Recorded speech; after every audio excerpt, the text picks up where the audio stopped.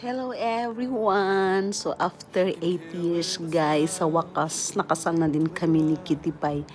Before kami nakasal yan guys, ang dami talagang pagsubok dahil June 5 actually is our wedding ceremony. Pero dahil 8, ayan, na ano kami sa June 4. Pero before that one guys, dami pa talaga naming ginagawa para matuloy lang talaga yan. At kasi uuwi yung father-in-law ko from India and then my friend from Amsterdam. So kailangan talagang hindi ma-extend 'yan. So 'di ba?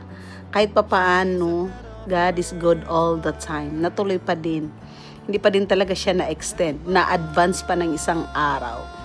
So, sa lahat ng dumalo, lalo na yung kaibigan kong umuwi lang talaga para sa akin. Thank you so much, Madam Lee, Madam Busyang, Madam Berna, Madam Dex, Madam Tina, Team UEE. Thank you so much. And of course, Kitty Pie. Congrats to us, Kitty Pie.